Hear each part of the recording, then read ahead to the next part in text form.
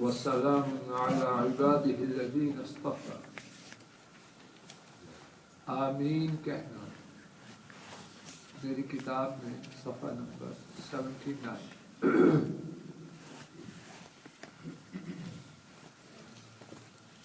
امام کے ساتھ آمین کہنے سے گزشتہ گناہ معاف. امام بخاری نے حضرت ابو ہریرہ رضی اللہ تعالی عنہ کے حوالے سے نبی کریم صلی اللہ علیہ وسلم سے روایت نقل کی ہے کہ حضرت صلی اللہ علیہ وسلم نے فرمایا جب قاری آمین کہے تو تم بھی آمین کہو کیونکہ فرشتے آمین کہتے ہیں. پس جس شخص کا آمین کہنا فرشتوں کی آمین کے کہنے کے ساتھ ہوا اس کے گزشتہ گناہ معاف کر دیے. دیکھیے عمل کتنا آسان سہل اور اجر و ثواب کتنا بڑا ہے. اور بعض ساتھی آمین کہنے سے غصہ کرتے ہیں نہ کہتے ہیں اور اگر کوئی کہے تو ناراض ہوتے ہیں. ایک سی بات بس کم از کم تبصرہ یہی کر سکتے ہیں کہ یہ طریقہ اچھا ہے. اچھا طریقہ وہ ہے جو نبی پاک صلی اللہ علیہ وسلم.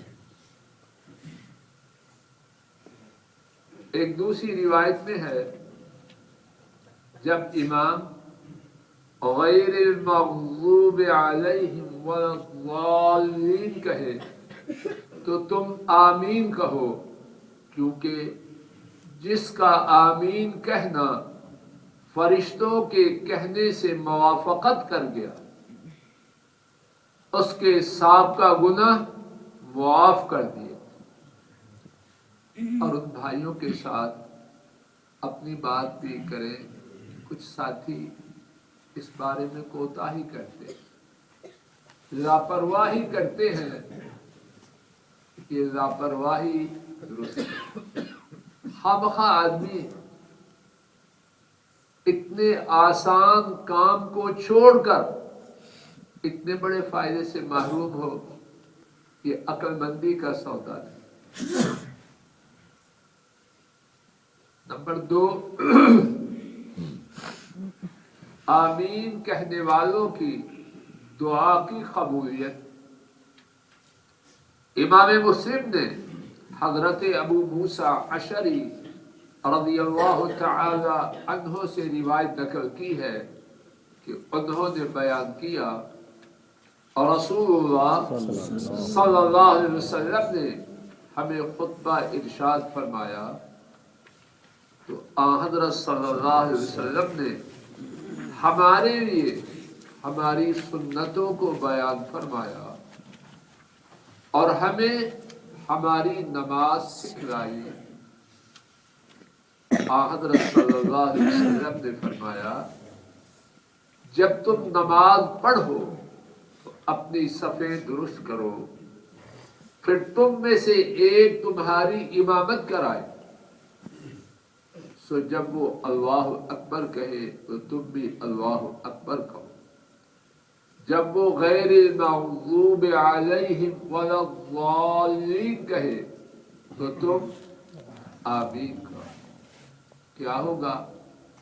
اللہ تعالی تمہاری دعا قبول کریں گے. الفاتحہ میں دعا ہے کہ نہیں؟ ایاک نعبد و ایاک نستعین. اے اللہ ہم آپ ہی کی عبادت کرتے ہیں اور آپ ہی سے مدد طلب کرتے ہیں. اہدنا الصراط المستقیم ہماری سیدھی راہ کی طرف رہنمائی کریں. صراط الذین انعمت علیہم ان لوگوں کی راہ جن پر آپ کا انعام ہوا. غیر المغضوب علیہم ولا الضالین ان کی نہ جن پر غضب ہوا اور جو وہ گمراہ ہوئے۔ جب لوگ آمین کہیں تو کیا ہوتا ہے؟ اللہ تعالیٰ ان کی دعا کو قبول کرتا ہے۔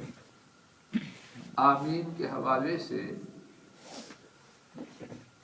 میں آپ اچھی طرح توجہ فرما لیں۔ ہمارے نبی کریم صلی اللہ علیہ وسلم کا طریقہ مبارک یہ تھا کہ جب وَلَا الضَّالِّينَ پڑھتے تو با آواز بلند آمین کہتے۔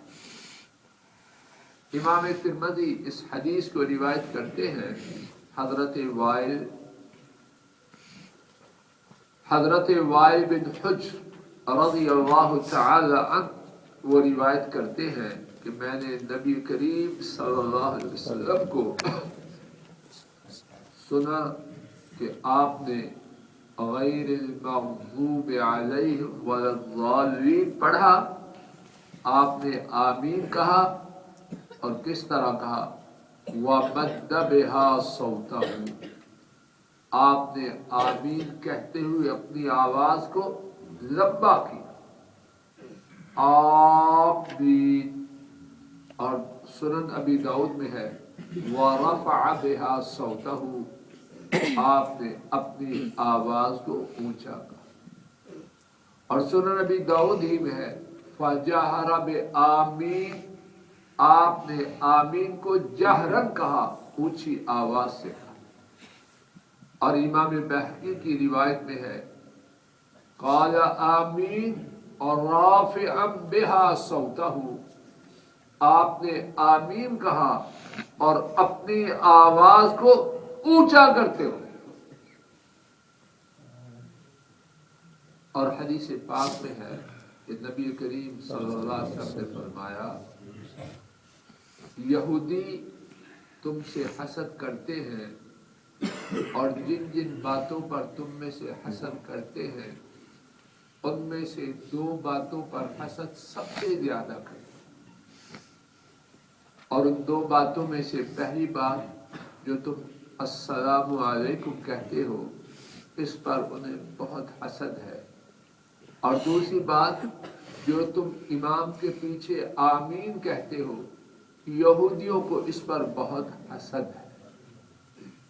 آمین پہ حسد کرنا، اس کو ناپسند کرنا، اس سے ناراض ہونا، یہ مسلمانوں کی عادت ہے۔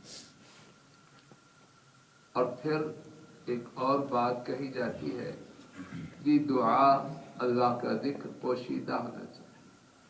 میرے بھائی، اللہ مجھے اور تجھے ہدایت دے، دین کی ہر بات کیسے کرنی ہے جیسے نبی پاک صلی اللہ علیہ وسلم نے بتلایا ہے، اس میں تیری میری مرضی کا کوئی دخل نہیں۔